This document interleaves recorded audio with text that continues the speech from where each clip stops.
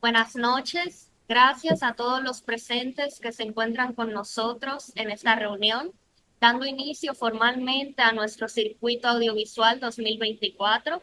Quiero agradecer la presentación de nuestra anfitriona, Laura Rojas, que también va a ser quien estará llevando a cabo la entrevista de esta noche.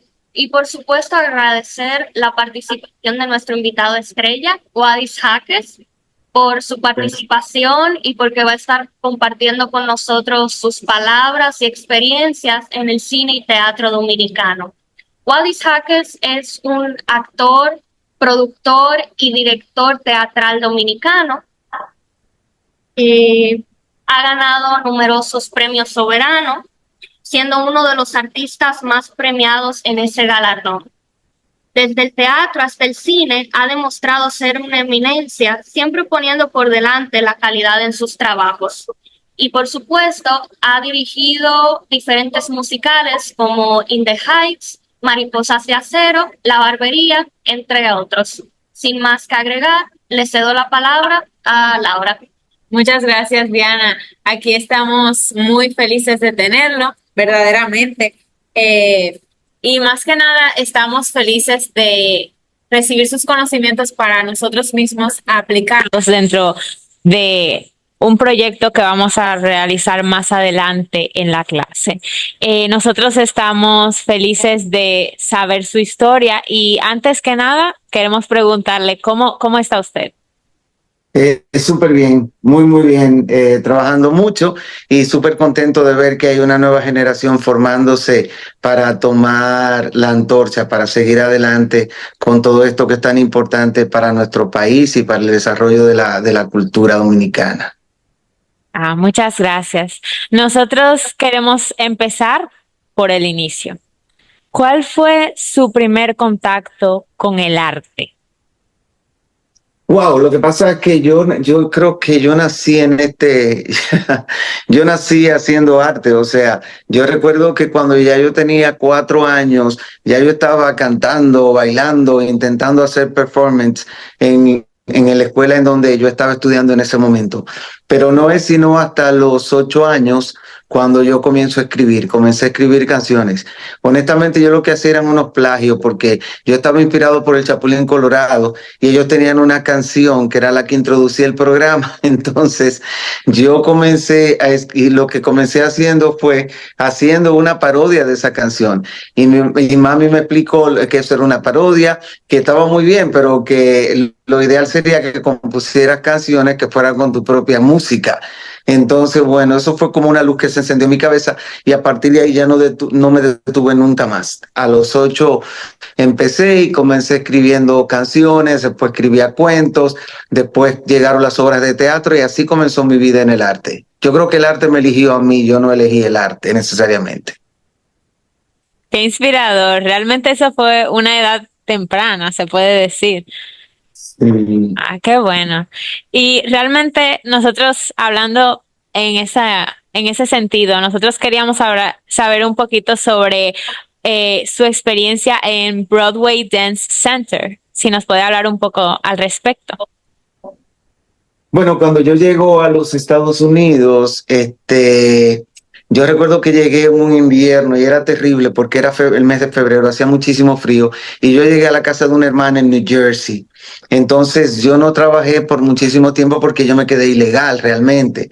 Yo había estado trabajando en México, estaba en Europa un tiempo, entonces después agarré un vuelo, caí en Estados Unidos y dije, yo me voy a quedar aquí porque vi la oportunidad de seguir estudiando y haciendo cosas. Entonces, había escuchado de Broadway Dance Center y comencé a investigar y un día que pude cruzar de New Jersey a Nueva York, entonces fui a la academia y vi cómo eran las clases. Yo no hablaba ni pío de inglés, yo no sabía decir ni yes ni thank you, ni I don't know, ni excuse, ni nada. Pero sí, descubrí que había un amigo que estaba tomando clases ahí y yo recuerdo que las clases valían $12 por clase, entonces para mí era muchísimo dinero en ese momento porque yo ni siquiera estaba trabajando, pero mi amigo me dijo, mira, si tú limpias los baños o limpia las aulas, te van a dar unos tiquecitos y cada ticket de eso vale una clase. Y yo le dije, pero dicho y hecho. Entonces yo comencé precisamente, como otras amigas y amigos, a conseguir tickets para tomar esas clases. Que lo hacían no solamente Broadway Dance Center, hay varias academias que lo hacían aquí, como para ayudar a estudiantes que venían y no tenían recursos. Entonces ahí es donde yo comienzo a tomar clases de jazz, de hip hop y de tap con la gente de Broadway Dance Center. Wow.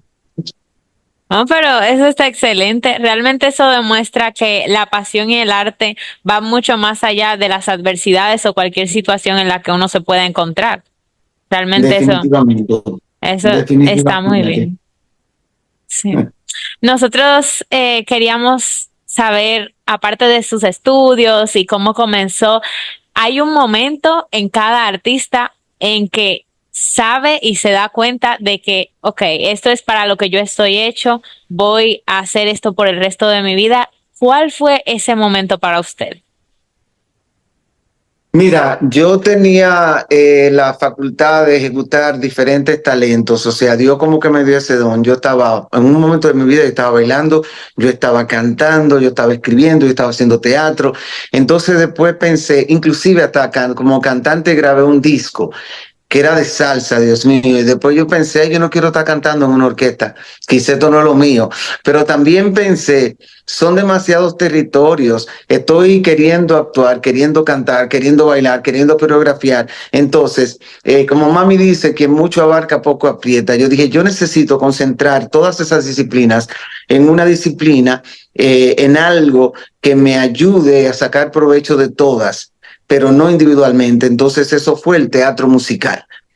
Ahí es donde yo decido y digo, no, pero teatro musical es perfecto para mí porque ahí aplico el canto, la danza, la actuación, la dramaturgia, absolutamente todo. Es una de las áreas más complejas, pero que yo disfruto más. Entonces, ese momento, después de que grabé ese disco, que yo no quería como que el disco saliera, dije, yo no quiero hacer esto, pero quiero seguir actuando. Fue como el momento de quiebre en el cual yo dije, no, vamos a hacer teatro musical y vamos a seguir por el área de artes escénicas. No, pero eso está muy bien y realmente también nos demuestra a nosotros que podemos estar interesados en unas artes o en otras, que realmente a veces es bueno concentrarse y elegir. Y para dejar para comenzar una vida, dejar otra, básicamente. Mira, también pasa que tenemos que analizar en qué realmente somos buenos. Hay gente que vive su vida entera persiguiendo el sueño equivocado, ¿entiendes? Y yo creo que los sueños son válidos. Yo creo que es válido soñar, pero también es válido aterrizarse y entender de qué manera lo estás haciendo, qué tan bueno puedes ser tú en el futuro, en lo que estás realizando, o qué necesitas para llegar hacia el lugar en el que tú deseas. Pero hay que tener los pies sobre la tierra y obviamente estar dispuesto a trabajar bien duro y a esforzarse, pero sobre todo entendiendo cuál es mi mayor potencial. Eso es muy importante. Y también eso también es la mezcla de talento y disciplina, ¿verdad? Y absolutamente, las dos van juntos, van de la mano. Hay mucha gente que tiene un montón de talento y no tiene disciplina y no va para ningún sitio. Duran años. Pero ven acá, ¿cómo va a ser si fulano es tan talentosa, si Mengano es tan talentoso? ¿Por qué no lo ha logrado? ¿Por qué no lo logra? Bueno, sencillamente, a veces la disciplina. ¿Entiendes? Y hay mucha gente que no tiene tanto talento, pero tiene mucha disciplina y finalmente llega más lejos. Para tú lo importante que es la disciplina. ¿Y usted pensaría que cuál diríamos aquí, que cuál diríamos es más importante? Los dos son importantes, pero según usted, ¿cuál uno debe tener más presente? Yo creo que en mi caso particular, que soy un poquito exigente con el talento y que siempre quiero trabajar con gente muy talentosa, creo que es una mezcla de las dos cosas, porque de igual manera hay gente que tiene cero talento y mucha disciplina y se esfuerza y se esfuerza y se esfuerza y conquistan cosas, pero no conquistan todo lo que pudieran si tuvieran el talento, ¿entiendes? Sí. Pero hay gente que no se la da porque no se da por vencida. Ellos saben que no cantan, que no bailan, que no hacen nada, pero insisten, graban canciones, se asocian, monta coreografía. Hay gente que ha cogido más lucha que en Ya Veneno, en paz de cáncer. Y como quiera, no logran ser no logran ser relevantes, porque hay una diferencia. Una cosa es el éxito y otra es la relevancia. El éxito es aquel que tú alcanzas después de un proyecto. Tú hiciste este proyecto, fue bueno, te aplaudieron, te ganaste un premio, pero la relevancia es cuando tú puedes ser constante en el éxito y que eso haga que tú permanezcas en el tiempo, que permanezcas en la memoria de los que te rodean. Eso es la relevancia y es lo que yo siento que debemos de buscar. Sí. Yo realmente lo pregunto porque considero que al día de hoy nuestra generación lo que está experimentando es que hay esta moda en el arte, por así decirlo, que convierte el arte en una moda continua, que uno nunca puede detenerse a pensar las cosas por mucho tiempo y tiene que producir, producir, consumir, consumir y realmente como lo que usted dice, Sí, para lo que hacer pasa es algo que trascendental. y ahora hay una ambición por el aplauso y un deseo de que te reconozcan. Por eso todo el mundo es influencer. Por eso todo el mundo hace el ridículo en redes sociales y no le importa. Por eso toda la gente lo que quieren es tener likes, tener followers. ¿Entiendes? Entonces es muy importante entender cuándo es el talento, cuándo es la vocación que está hablando y cuándo es la farandulería. Son dos cosas muy diferentes. Sí. Vocación es aquello que tú haces porque naciste para hacer eso. Quiero ser comunicadora, quiero ser cineasta, quiero ser presentadora, quiero ser director de cine. Está en tu corazón, tú tienes cosas que decirle al mundo. Entonces, por eso lo hace, porque es más fuerte que tú. Es ese trabajo que tú haces y por más cansado que tú estés, tú al otro día dices, ay, qué bueno que mañana tengo que volver a trabajar en eso. Eso se llama vocación. Lo demás es esperar el efecto de que la gente te reconozca en la calle. No, tengo 24 likes, tengo 50. Me agregaron 1000 gente, no, tengo 100,000 gente, pero ajá, ¿entiendes? ¿Qué vas a hacer con eso? Sí. Muy atinado. Y realmente hablando sobre estos tipos de proyectos, nosotros tenemos la duda de si usted considera Pargo como la catapulta de su éxito. Bueno, sí.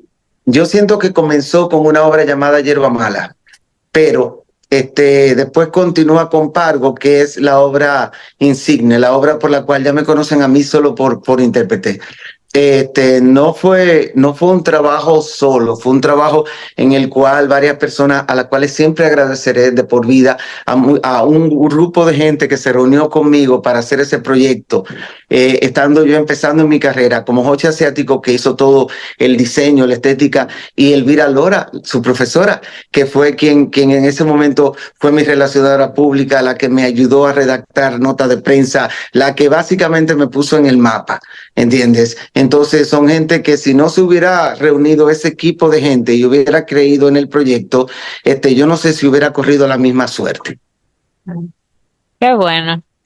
Y hablando de las historias y del equipo de apoyo y todo eso, ¿qué podríamos decir que es lo que usted busca, más así como su objetivo, su misión a la hora de contar una historia? Yo necesito contar historias que le hablen al corazón de los seres humanos. Yo necesito contar historias que obviamente te pueden hacer reír, te pueden hacer llorar o lo que sea, pero que te lleven a una reflexión. Yo no ando por el mundo dictando órdenes de que tú tienes que pensar así, tienes que hacer esto, no. Lo mío es exponer una problemática, subirla al escenario en forma de espectáculo y que el público se la lleve para su casa. El teatro, el espectáculo, es algo intangible. Es intangible porque es algo que tú lo estás mirando ahora y que tú lo compras, pero tú no te lo puedes llevar para tu casa en una lata o no te lo puedes llevar en la cartera, te lo llevas en el corazón. Entonces, si yo tengo la oportunidad de crear un proyecto, un producto, de decir algo sobre el escenario que definitivamente la gente se puede llevar en sus corazones, esa es mi misión. Y hacerlo reflexionar sobre todo, sobre la migración, sobre la discriminación, sobre la sexualidad, sobre todo, sobre las deportaciones, sobre todos los temas, sobre la historia, por ejemplo, de las hermanas Mirabal, sobre nuestra democracia, sobre todo. Yo tengo que tener un objetivo. Yo no voy a hacer una obra porque no, la voy a hacer porque es chula y me va a hacer reír. Hay muchas cosas en la vida que me hacen reír. No tengo por qué montar una obra de teatro, ¿entiendes? Por eso te digo, tiene que ser un tema que a mí me importe y que yo entienda que pueda hablarle al corazón de la gente. Sí, y eso está muy interesante porque realmente debo decir que en lo último que he podido consumir, ya sea en la literatura y en el cine, se siente muchas veces que intentan venderte cosas. más Sí. que hacerte sentir ciertas cosas. Intentan venderte personajes, venderte productos, venderte ideas y realmente falta ese corazón, por así decirlo, ¿no? ¿Verdad? Y Claro, realmente no, sí. yo siento que no es necesariamente es seducirte, es mostrarte todo esto y que en esa muestra ya tú puedas reflexionar y sacar tu propia conclusión. Ujú, 100%. Nosotros también tenemos la duda sobre qué es lo que, según usted, es indispensable que debe tener un personaje a la hora de escribirlo. Para mí, todos los personajes son importantes porque todo el mundo tiene algo que decir. Lo que pasa es que a veces los seres humanos no lo entendemos y pensamos que es más importante un personaje histórico porque cambió el mundo de tal manera que la señora que estaba riendo en su casa, pero posiblemente la señora que estaba riendo en su casa tiene una historia de vida tan y tan importante que puede tocar a millones y hacerlos reflexionar. Por eso yo solamente elijo los temas y los personajes van llegando a mí poco a poco. No me siento a pensar de que, ay, voy a hablar sobre la problemática del SIDA y quiero que una transexual, que un ex convicto, yo no pienso en personajes, yo pienso en el tema. Y el mismo tema, según voy haciendo el research, investigando, me va arrojando historias y personajes.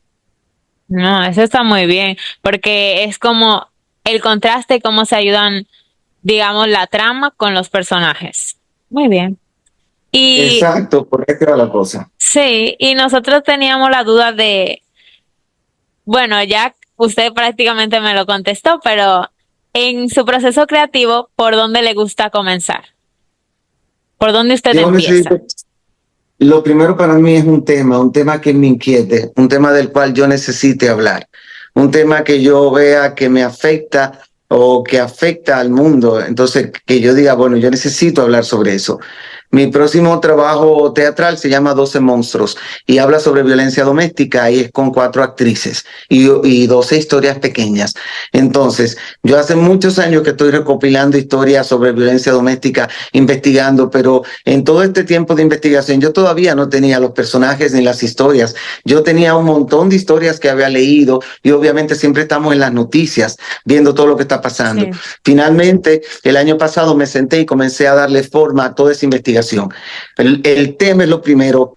¿De qué me interesa escribir? Wow, me interesa escribir sobre lo que sea, me interesa escribir sobre la trata de blancas, que es como se llevan a las jóvenes a trabajar, las secuestran y se ponen a prostituirlas en otros países. Es el tema que me interesó. Ok, ya te interesó ese tema, pues comienza a leer, a hacer research sobre ese tema, a investigar todo lo que sea necesario sobre ese tema, a hacer entrevistas con gente que tenga que ver con el tema. Todo eso va a ayudarnos a que tengamos el conocimiento para escribir sobre eso. Sí, sí, totalmente. Y creo que eso es muy bueno ahora en una época, diría yo, una cultura donde vemos muchas cosas que no, no buscan a veces informar, no buscan dar ese mensaje que, como usted dice, tiene que ser bien informado, bien documentado, que tiene que tener un buen estudio, que eso Claro. también es importante que no lo Porque olvidemos. la verdad es importante, ¿no? O sea, yo sé que el arte es ficción y que el arte es artificio, pero para mí el artificio y la ficción consiste en la forma en la cual yo voy a llevar esto al escenario. Pero la historia, para mí es importante que sea verdad, que esto haya pasado, yo no me lo estoy inventando. O yo puedo crear una historia en base a diferentes situaciones, ¿entiendes? Okay. Eso para mí es importante. Sí, sí. Y hablando aún más sobre el proceso creativo, nosotros tenemos la duda de cuál fue el proceso creativo de manejo para Mariposas de Acero. No, Mariposa de Acero comenzó distinto en mi vida porque es un amigo, Pablo García, arreglista musical, que me llama porque quiere ver si podíamos escribir un espectáculo sobre las hermanas Mirabal de teatro musical. Y yo le dije que no, porque entendía que escribir algo sobre las Mirabal sugería, obviamente, de meterse en una investigación. Primero era un compromiso patriótico, porque estamos hablando de una historia de un país. No, por eso no estoy de acuerdo con todas las versiones que son ficción que se han hecho de la hermana Mirabal. Hello. Entonces yo dije, no, mira, Pablo, yo no sé si yo pueda, ahora yo no tenía tiempo, yo estaba saliendo del COVID-19, era complicado para mí. Pero finalmente, con el tiempo, lo pensé mejor, tomé la decisión y comencé primero a investigar, leer todos los libros sobre la vida de las hermanas Mirabal que se habían escrito. Y además de esos libros, comenzar en YouTube a investigar y escuchar todas las entrevistas que se habían hecho con familiares, con amigos, con sobrevivientes. Después me contacté con Minú Tavares Mirabal, la hija de Minerva Mirabal, y con Minú ya hice una dupla y comencé a investigar con ella y a sacarle información. Después me fui a la casa de las Mirabal. Yo trabajé muchísimo en la investigación primero y después comencé entonces a escribir todo el musical, a escribir las canciones. Fue un proceso para mí que fue bastante ligero, porque como la historia me interesaba tanto y yo estaba tan entretenido, yo seguía trabajando y nunca me detuve. Y me puse una meta. Una vez que cerré la investigación y comencé a escribir, yo dije, Dios, yo tengo que escribir por lo menos 2 escenas cada día. Entonces recuerdo que estaba yo en mi apartamento en Puerto Rico y ahí me sentaba yo en mi balcón a escribir. Y después decía yo a las 8 de la noche, ay, gloria a Dios, ya las tengo. Generalmente cada día yo tenía 2 escenas. A veces era muy larga en una sola escena, pero estamos hablando de escenas musicalizadas también, porque yo estaba haciendo música también. Entonces, pero fue un proceso maravilloso para mí que me ayudó mucho a entender que era una misión. Es una historia que tienen que escucharla todos los dominicanos para que entiendan una de las partes que son importantes en lo que es la base de nuestra democracia. Sí. Y hablando sobre ese tiempo en el que usted se estuvo educando y estuvo investigando, ¿usted llegó a consumir alguno de los recursos, por ejemplo, el audiovisual sobre la película de las hermanas Mirabal? Hay un libro de Julia Álvarez. Todo, menos, mira, yo la película ya yo la había visto hace años y el libro de Julia también, pero para mí no eran tan relevantes porque eso es una historia ficcionada. ¿Entiendes? Ahí nos muestra cosas que en la vida real no pasaron, sino que son producto del efecto Hollywood, ¿entiendes? Sin saber que cuando tú investigas realmente, que fue lo que pasó con nosotros, descubrimos que en esa historia, si se investiga bien, hay tanta riqueza, señores, ahí hay espionaje, ahí hay espías, ahí hay calieza, ahí hay asesinos, ahí hay asesinatos, ahí hay romance, ahí hay todos los elementos de una buena película o un buen musical, ya estaban ahí plasmados. Después descubrimos que no solamente eran las hermanas Mirabal, sino que habían otras heroínas que formaron parte de ese movimiento, lo que dio paso a que escribiéramos un número que se llama 7 heroínas, o sea, y rescatáramos nombres que el pueblo dominicano ni se acordaba o no recordaba o no conocía. Entonces, por esa razón, para mí fue más importante los libros realmente históricos y el testimonio de los sobrevivientes. Qué bueno, y realmente nosotros pensamos que esa parte de recuperar o de recordarle al pueblo dominicano los nombres de mujeres relevantes dentro de la historia, eso es muy honorable, la verdad. Así que muchas gracias. No, nada, de nada. Y sobre el teatro dominicano, ¿usted piensa que ha surgido o que existe una nueva ola orientada exclusivamente a la parte musical? Yo pienso que el teatro musical ha ido creciendo. El teatro musical en Dominicana, a ver, hubo una obra que se hizo hace muchos años atrás. No sé si fue Duarte fundador de la República, no, ese no es el título, no recuerdo con exactitud, que fue lo que se podría decir que fue como el primer musical. Después con los años viene Nurin Sanjay, en paz descanse, la Pinky, y comienza a hacer sus musicales. En el caso de Nurin Sanjay, los musicales eran doblados, no había una orquesta, sino que iban a estudio y hasta los textos todos eran doblados. Entonces así fue como empezó. Años después Nurin integra la banda musical, pero también entra al juego el maestro Amaury Sánchez. Entonces, en ese momento, entre Nurin y Amaury es cuando yo llego a la República Dominicana y comienzo a trabajar primero mis obras, que siempre tuvieron música, porque la misma obra Pargo, Los Pecados Permitidos, tenía momentos musicales donde yo cantaba. Pero entonces hago alianza con ellos, con Amaury en un tiempo, y comienzo pues, a trabajar los musicales en República Dominicana. Y paralelamente comienzo a crear musicales originales, como es La Cabeza del Rey, Perfectus Quorum, y así unos cuantos musicales más que son originales. Y bueno, ahora Mariposas de Acero. Pero hay muchos más. Aquí en Nueva York, por ejemplo, también hice La Barbería, que era un musical. También hice I Like It Like That, que es la historia de una familia puertorriqueña en los años 70 en el barrio boricua de Nueva York. O sea, hemos estado trabajando en diferentes proyectos musicales a través de los años. Pero el musical, volviendo otra vez al punto, como yo te dije, comenzó ahí, pero ha ido desarrollándose muchísimo. ¿Por qué? Porque muchísima gente vino a estudiar a Estados Unidos. También en Dominicana se establecieron escuelas. Ahí vino Amaury Sánchez puso su escuela. Luis Marcel Ricard, que era asistente de Amaury y después asistente mío, puso su escuela también. Otra persona, Susan, que era una norteamericana, puso una escuela. Y así fueron surgiendo muchas escuelas de teatro musical. Y hoy en día hay más todavía. Y todo eso hace que haya talento preparado para esa disciplina. Claro. Y usted hizo mención sobre La Barbería. Ajá.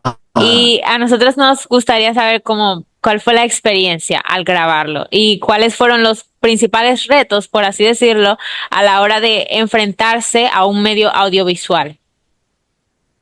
Bueno, La Barbería comenzó como una obra de teatro con música que se presentó aquí en Nueva York, en el circuito de Broadway, en la calle 50, en New York Stage. Se llamaba el teatro y duró ahí como 6 meses, casi 7 meses en cartelera.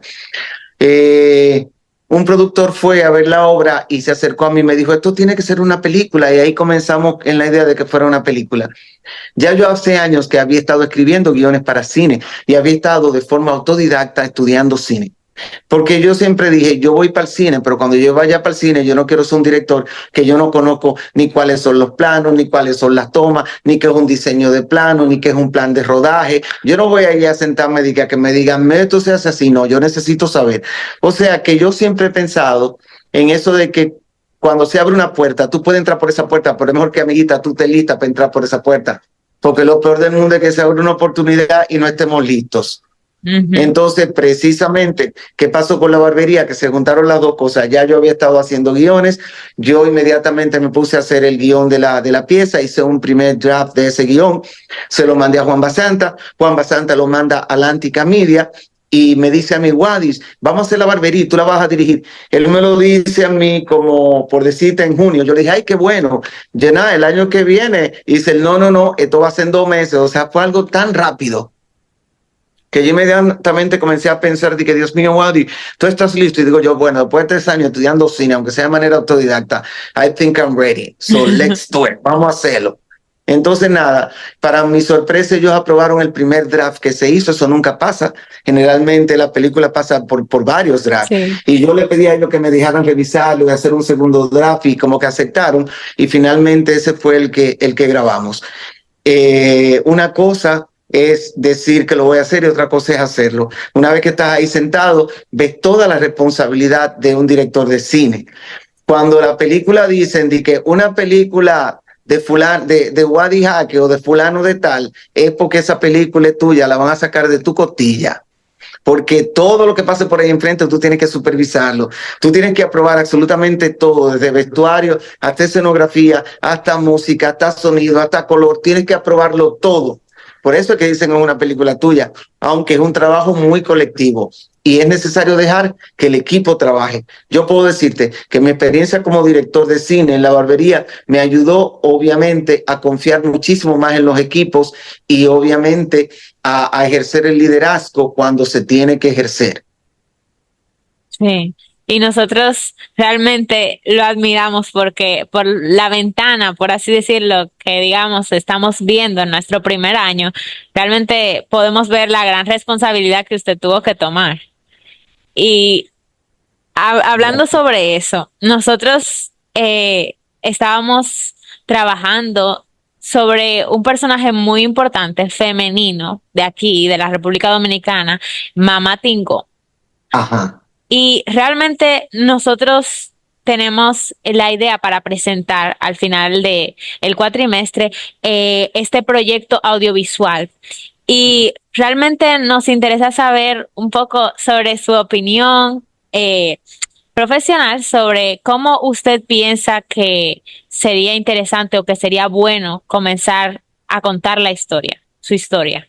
Bueno, yo pienso que lo primero es una investigación profunda sobre Mamá Tingó. Se han hecho documentales, se hizo inclusive un musical sobre Mamá Tingó, lo hizo Antonio Melenciano hace años allá en República Dominicana lo hizo Antonio. Entonces, la investigación es la base de todo, pero mi consejo para ustedes, no sean predecibles. Empiecen ese documental o ese trabajo visual de la manera en la cual nadie se esperaría. No empiecen, nació en tal sitio y hizo tal cosa. Olvídense de eso. ¿Entienden? Empiecen, no sé cómo, no me voy a meter en su cabeza. Ustedes son jóvenes y creativos. Piensen de qué manera nosotros vamos a empezar esta historia, de qué manera nosotros vamos a empezar esta historia que no es predecible. ¿De qué manera? Es una historiaza. Yo quería hacer el musical, pero él se me adelantó. Ah, pues ya usted sabe, nosotros vamos a estar trabajando con ese personaje. Y Genial. También es importante sí, el paralelo entre esa mujer y las mujeres actuales. Investiguen. bueno, eh, según lo que usted ha visto y lo que ha podido experimentar, ¿hacia dónde cree que va el cine y la cultura dominicana? ¿En qué sentido va? Bueno, si no suspende la ley de cine, que está loco por acabar con ella, y el cine continúa, yo pienso que vamos realmente que vamos en muy buen camino. La gente habla del cine dominicano y no entiende lo importante que es haber creado películas que han estado en los mejores festivales del mundo y que han estado ganando en grandes festivales del mundo en tan poco tiempo de cine. Hay países que les tomó más de 30 y 40 años comenzar a hacer películas que valgan la pena. Ya nosotros en este punto sí podemos hablar de un cine dominicano, un cine que definitivamente tiene sus temas originales, obviamente tiene mucha comedia y mucho de lo que tú quieras, pero también tiene una diversidad, una paleta de colores en cuanto a su cinematografía que es interesante. Desde La hija natural de mi querida Tonos, hasta Perico Ripiao, también estamos hablando de otras cosas, podemos decir la barbería, pero también podemos decir películas tan interesantes como esta película Popote, que ganó premios muchísimos. O sea, hay un montón, y ahora Leticia Tonos también viene con una película que se llama Aire, Sí. interesantísima, la visual. Entonces estamos hablando de cine dominicano en una gran diversidad. Vamos súper bien, y si nos dejan, vamos a llegar muchísimo más lejos. Y si no nos dejan también, porque le vamos a buscar la vuelta. Ay, sí, ojalá. Vamos a esperar. Pero hablando sobre ya un poquito de vuelta a lo de usted, nosotros queremos saber cuál es la historia detrás de Perfectus Quorum. Perfectus Quorum habla sobre las dictaduras en Latinoamérica y el mundo. A través de Perfectus Quorum nosotros comenzamos primeramente, yo creo una historia que está como en la posguerra y todo eso, una historia que tiene que ver con la época post-apocalíptica, una historia que nos lleva a la República Dominicana como en el 2000 qué sé yo cuánto, más para allá, casi en el año 3000 qué sé yo cuánto, cuando esto sigue siendo una isla, ahora en ese momento devastada, y todavía está siendo manejada por un dictador. Este dictador se llama Perfectus. Entonces, hay detalles de esa obra que mucha gente no se lleva, pero si una gente leyó mucho sobre los dictadores de Latinoamérica, va a entender que cada vez que Perfectus Quorum, que Perfectus, el tirano, habla, cada vez que él dice una línea, esa línea que él dice es la frase de un dictador del mundo. Todas las frases que él dice en sus conversaciones, todas las frases están hechas en base a frases de todos los dictadores del mundo. Entonces, eso es Perfectus Coro. Al final del día, hace una reflexión, pero no le voy a dar spoiler porque la vamos a presentar el año que viene otra vez, así para que la vean. Pero siempre en todo mi trabajo la mujer va a tener un papel preponderante. Siempre las mujeres van a tener un papel muy preponderante en todas mis producciones y en Perfectus Coro no es la excepción. Ay, qué bueno. Realmente ese nivel de detalle o ese nivel de preocupación por saber exactamente las líneas, por educarse y por mostrarlo en la obra. Eso realmente es inspirador porque nos muestra que también para uno hacer buen arte, uno tiene que tener buena cultura y buena historia. Sí. Eso es importante, eso es importante. Eh, Hablando ya sobre Crónicas de Cero, Ajá. donde a usted le toca actuar y dirigir.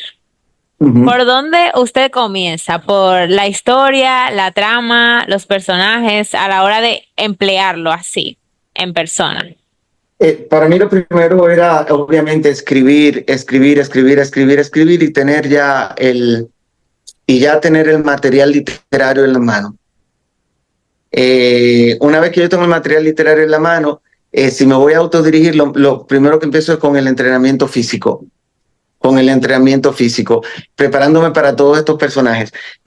Crónicas de Cero tiene 7 personajes. En esta versión que yo estoy haciendo y que hice en España el año pasado, tiene 7 personajes. ¿Qué pasa con estos 7 personajes?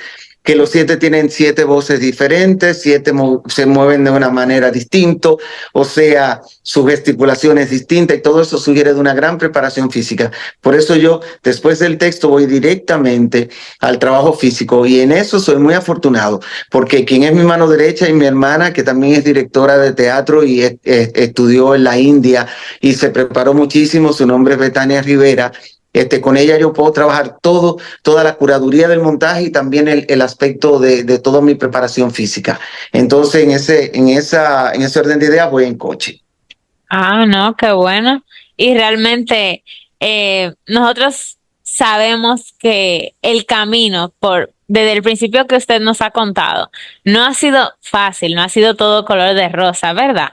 Pero si le preguntamos sobre lo que usted extraña, lo que más usted extraña de los viejos tiempos, ¿qué usted diría?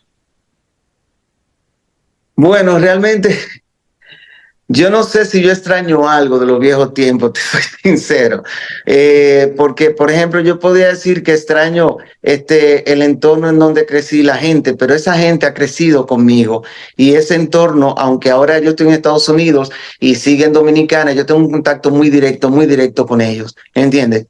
Posiblemente lo único que yo puedo extrañar es el despertar y te voy a decir que la inocencia, porque hay un despertar en todo esto. Antes vivimos en una burbuja, pensamos que todo va a estar bien, que el mundo va a ser perfecto, pero de repente este sistema, el sistema artístico, el arte, la farándula, como lo quiera llamar, la industria yo le llamo, es un sistema que tiene muchos altos y bajos, mucha gente con muchas caras distintas. Entonces posiblemente si hubiera vivido en el anonimato solamente como escritor y no me involucrara yo ya como figura pública, este trayecto fuera un poquito menos doloroso. No es tampoco que me estoy quejando. Yo entiendo que es doloroso, pero es soportable. Y es para lo que nosotros firmamos, ¿entiendes? Nadie dijo que iba a ser fácil, nadie dijo que todo iba a ser perfecto. No, y claro, eso también es parte de lo que nosotros podemos ver que tiene un gran efecto en el mundo actual, como usted dijo, en un mundo donde hay creadores de contenido, influencers y ese tipo de cosas. Y nosotros podemos ver cómo cierta cantidad de atención también puede afectar a uno Totalmente. emocionalmente, ya sea dentro de la carrera, ya sea dentro de las En la vida. aspiraciones, Y en todo. la vida, no todo, señores, no todo el mundo está preparado para ser reconocido ni para tener fama, ¿eh?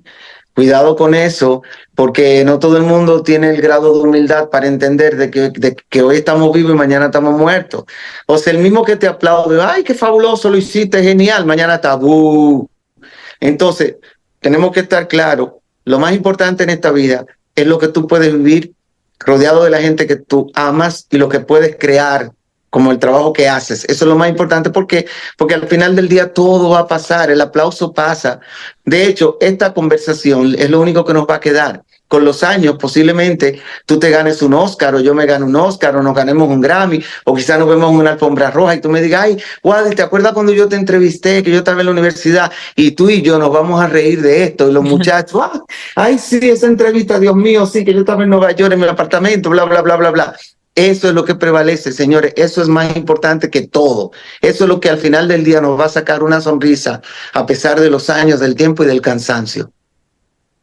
Oh, sí, o sea, sí, eso está muy bien porque realmente es así y yo pienso así, diciéndoselo por lo que usted ha comentado, que realmente si la historia de usted hubiese sido distinta, quién sabe cómo de otra forma que usted pudo haber manejado la fama o la atención. Y realmente pienso que aunque fue doloroso en ciertos aspectos, eso a usted le ha ayudado.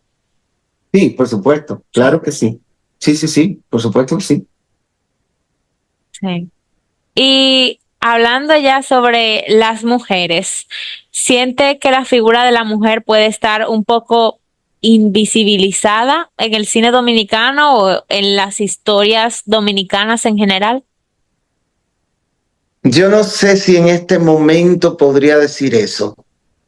Porque, por ejemplo, ya hay muchas cosas sucediendo, quizás en el pasado un poco más, ahora hemos estado ganando muchas batallas, hemos venido, y si te vas a la cartelera, estamos viendo, acabamos de ver que Casa de Bernarda Alba, Divorciado, donde los personajes protagónicos son mujeres, Mariposa de Acero, donde los personajes protagónicos son mujeres, o sea, ya yo siento que realmente vamos en un buen camino en ese aspecto. Ya se rompió ese asunto de que los protagonistas tienen que ser los hombres, las mujeres no. O sea, yo siento que vamos rompiendo eso poco a poco y que hemos alcanzado mucho y obviamente nos falta mucho por lograr todavía. Bueno, nosotros ya dentro de una última pregunta, nosotros queríamos saber si usted nos tuviera que dejar una frase, su frase favorita, su frase preferida relacionada con el mundo del arte, ¿qué nos diría? Yo les diría, yo les diría a ustedes que el concepto precede el efecto. El concepto precede el efecto. No busquen primero crear algo que se vea maravilloso. Primero creen un concepto que sea sólido, que sea bueno. Con ese concepto amarrado, entonces ustedes pueden crear cosas maravillosas. Primero se tiene un gran concepto y ese concepto va a parir un gran proyecto, pero tiene que haber un concepto. Y estamos en un mundo de efectismo, donde creemos que lo vamos a resolver todo con fuego artificial y con pantalla y con luces. No. Vamos a las bases siempre. El concepto. Manejen el concepto, amarren el concepto, investiguen bien por dónde que ustedes van. Y una vez que lo tengan bien amarrado, digan entre todos, por aquí es que vamos, tenemos esto claro, vamos, porque de ahí va a aparecer absolutamente toda la magia para contar una historia, la historia que sea. Sí, esa es una muy buena enseñanza realmente y creo que también resume parte de lo que hemos estado hablando hasta el momento. Y ahora vamos a abrir un espacio para que mis compañeros puedan hacerle preguntas y hablar un poco con usted sobre las dudas que tienen al respecto de cualquier cosa que hayamos mencionado. All right. Ok.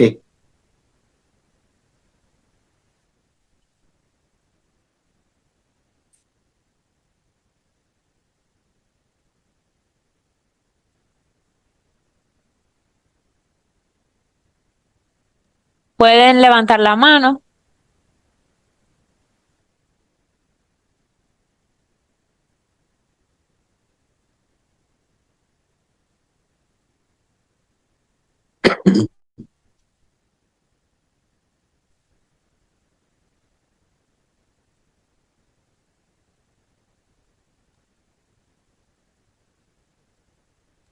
Bueno, si no hay preguntas, realmente... Oh,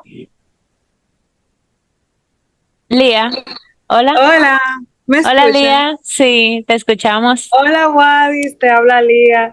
Yo te Hola, tengo Lía. una pregunta. Sí, te escucho. La pregunta, ¿me escuchas bien? Sí, perfectamente bien. Ok, yo te quería preguntar qué rol juega con la vulnerabilidad en tu vida como actor y como persona. Y también que si tú crees que la actuación a ti te ha hecho más vulnerable. Depende de lo que llamemos vulnerabilidad. Yo siento que un actor no debe de ser vulnerable. Un actor es un cuerpo dispuesto a asumir emociones. Y yo lo que siento es que, al contrario, tenemos que despojarnos de todo aquello que nos hace demasiado vulnerables. ¿Por qué? Porque entonces nos va a afectar a la hora de interpretar. ¿Entiendes lo que te quiero decir? Si, por ejemplo, para mí es complicado abordar el tema, por decirte un tema, de un criminal en serie, porque a un amigo mío lo mató un criminal en serie. Entonces, si yo tengo esa limitante a la hora de interpretar ese criminal, si yo soy vulnerable a ese tema, entonces va a ser muy complicado. El actor, como te dije al principio, tiene que ser realmente un cuerpo, una voz dispuesto a hacer el trabajo, sea cual sea, entendiendo que el personaje es una máscara. La máscara no me controla, yo controlo la máscara porque si no me voy a volver loco. ¿Entendemos la idea? Entonces, los personajes se asumen, y esto es muy importante, hasta las últimas consecuencias. Yo no puedo subir a hacer un personaje y me estoy sintiendo mal porque estoy haciendo esto y yo no soy esto. No, un actor no piensa que el personaje ni es malo, ni es bueno, que es un personaje y punto. ¿Entiendes? Entonces, en ese orden de ideas, no puedo predisponerme y algo que yo me sienta vulnerable a eso, entonces tengo que trabajarlo. El actor tiene que ser un instrumento y llevar ese, si es un asesino en serie que yo tengo que hacer, ese asesino en serie, yo lo tengo que llevar hasta las últimas consecuencias, sin importarme absolutamente nada. Me importa que mi mamá esté en la primera fila del teatro diciendo, pero este muchacho se me fue de las manos, no me importa nada de eso. O sea, lo que vas a hacer tienes que hacerlo hasta las últimas consecuencias. Por eso, al contrario, el actor lo que tiene que ir es despojándose de todas aquellas cosas que lo alejan de su trabajo como intérprete. Muchas gracias. Nada. Hola Wadis, yo soy Daniel. Tengo dos preguntas. Primero, ¿cómo tú haces la diferencia de el carácter o el personaje que estás escenificando en una obra o un proyecto audiovisual y tu esencia como persona? ¿Cómo se mantiene eso? Y segundo, hablabas ahorita del formato de organización de ideas. ¿Cuáles son esas herramientas, plataformas y recursos que recomiendas o sugieres en estos tiempos para evitar quizás prostituir la idea principal de lo que se quiere dar a conocer en un proyecto? Ok, son dos preguntas como que un poco distintas. Voy a ir por la segunda, que es de la que me acuerdo mejor. Mira, yo lo que siento que a la hora de desarrollar un proyecto, algo que yo no recomiendo es que nosotros comencemos a estudiar proyectos similares, de directores similares, de escritores similares, de que bueno, déjame ver cómo él lo hizo. Eso es terrible, porque te va a predisponer totalmente. Entonces ahí es donde tú comienzas a perder tu esencia. Yo a veces prefiero que los artistas nobles y la gente que está haciendo el trabajo noble cometa errores como por ignorancia, porque no sabe que es así, pero se lanza y lo comete, a que haga una copia. Entonces, a veces, una cosa es buscar una información, volviendo al tema de Mamá Tingó, una cosa es buscar información histórica sobre ella, dónde nació, y otra cosa es sentarme a ver una obra sobre Mamá Tingó, cómo le hicieron, cómo le dijeron, porque lamentablemente eso puede influenciarnos. Entonces, el proceso creativo tuyo es otro. Ahora, el de investigación siempre va a ser el mismo. El de investigación, el research siempre va a ser importante. La búsqueda de, primeramente, uno, fuente histórica es vital. Dos, todo lo que tiene que ver con reportajes que se ha hecho sobre el personaje, eso es muy importante. Tres, posibles sobrevivientes que puedan testificar o hablar sobre ella, importante también. Cuatro, personas, investigadores que hayan estudiado el tema a fondo, buscar lo que ellos piensan, cómo ellos hicieron, todo eso es una cadena, y una cosa te va llevando a la otra. Sean incisivos. Hablamos de Mamá Tingó, pero hablamos de por qué su lucha, hablamos de por qué era tan importante. Entonces habría que irse uno al background histórico. ¿Qué estaba pasando ese año, en ese mes?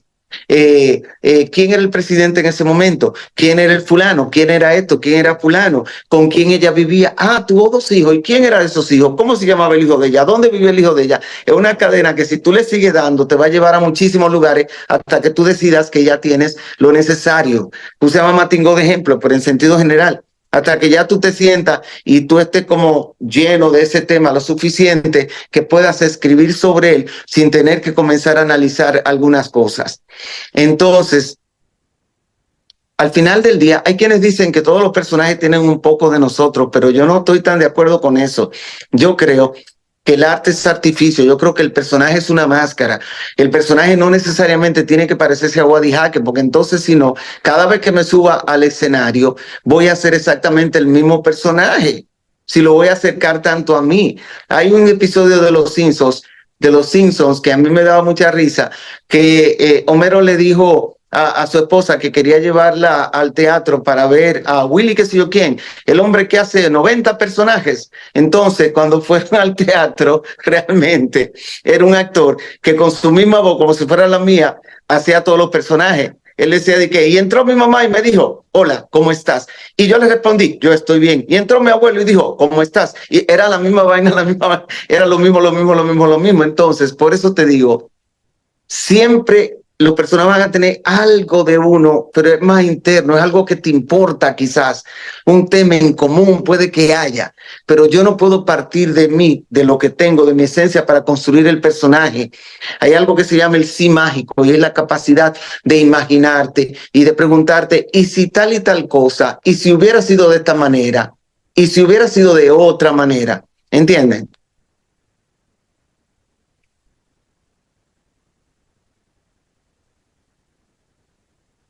Bueno, yo también en lo personal considero que eso sí, al principio en el proceso creativo, cuando uno está empezando, es un poco difícil intentar separar las ideas propias o las concepciones propias de los personajes que uno va creando. Y yo misma me vi, cuando estaba escribiendo mi primer libro, me vi en una situación donde estaba estancada porque sentía que todos los personajes tenían la misma voz, todo se sentía igual. Y Es realmente, importante, y qué bueno que tú lo mencionas, perdona que te interrumpa, no hay problema. es importante que como autor entendamos que los personajes tienen su propia voz. Sí, No eres tú con toda tu capacidad intelectual, o yo con los libros, o Daniel, o Lía, no somos nosotros con todas nuestras capacidades. Él, ¿cómo habla ese señor? ¿Cómo habla ese señor? En el caso de Mamá Tingó, ¿cómo hablaba esa señora? No está hablando como nosotros posiblemente. ¿Entiendes? Para mí es muy importante. Una vez un chico me mandó algo que él escribió y me dijo, ¿qué tú piensas de esto? Y digo, yo pienso que eso no funciona porque ese eres tú en diferentes etapas. O sea, porque la trabajadora, era un problema como con una trabajadora doméstica. Entonces la trabajadora le dice a la señora, usted tiene que escuchar todas las palabras que tengo que decirle desde el fondo de mi corazón. Hay cosas equivocadas en esta relación entre usted y yo, señora. La trabajadora no hablan así. Si es una trabajadora dominicana la que tú me estás pintando, una señora, ¿a dónde ella estudió? Yo le pregunté, dice, no, ella no se alfabetizó, pero mi amor, tú me estás describiendo una secretaria ejecutiva bilingüe, sí. no una trabajadora. Por esa razón, a nosotros nos encanta hablar nosotros. Tenemos que aprender a callarnos para escuchar a los personajes. Tenemos que quitarnos del medio y dejar que los personajes hablen. Ellos tienen su propia voz. Y así es como se diferencia, como se ve tu trabajo literario. Van a decir, bueno, esto es otra cosa, esto es una persona hablando, no nosotros. Sí, 100%. Y realmente se trata así, literalmente como usted dice, de aprender a escuchar. Y realmente es un poco difícil al principio porque nosotros como personas ordinarias, viviendo nuestra vida, escuchamos la voz que tenemos dentro y analizamos el mundo desde esa perspectiva. Pero es como Sí. usted dijo, yo fui a un curso sobre la escritura de diálogos el año Ujú. pasado y me enseñaron a grabar conversaciones, estudiar los diálogos, estudiar la forma en la que se expresan las personas y realmente eso me ha ayudado muchísimo porque es como usted dice, no es una réplica de uno, sino una expresión del mundo que se vive. Yo lo he testificado mucho y lo he hecho por años. Yo empecé grabando en las guaguas públicas, así fue como yo empecé. Lo he dicho en muchas entrevistas, lo he dicho por años, lo he dicho. Yo empecé grabando. Yo me iba a montar en una guagua pública y ponía a grabar y escuchaba todas las conversaciones y empecé también comiendo boca, escuchando lo que estaban hablando los otros, lo que hablaban, cómo hablaban, todo eso. O sea, yo por años comencé haciendo eso. Eso fue mi base para comenzar a entender que cada quien tenía su propia voz y sus razones. Sí, pues nada, muchas gracias por todo el recorrido que nos ha hecho dentro de su historia, la figura de la mujer y más que nada la inspiración que nos da a mí y a todos mis compañeros. Yo creo que realmente de esto vamos a tomar mucho dentro de nuestros procesos creativos y dentro del trabajo que vamos a realizar al final del cuatrimestre. No, un placer, ha sido un placer hablar con ustedes, que les vaya súper, súper, súper bien con todo. Y nada, de seguro vamos a coincidir en diferentes proyectos, si Dios lo permite, porque así es la vida. Hoy estamos aquí hablando de esto y mañana estamos juntos haciendo un proyecto. Así que Muy bueno. bien. Gracias a Wadis Jaques nos damos cuenta que los sueños se logran en base a trabajo y esfuerzo. Le agradecemos que nos visitara el día de hoy y compartiera con nosotros este agradable momento que ha sido de gran provecho para todos. Y gracias a ustedes, damas y caballeros del público, por acompañarnos. Sin ustedes esto no habría sido posible. Gracias. Bye bye, cuídense. Un abrazo grande a todos. Gracias, pase buena noche. Bye bye.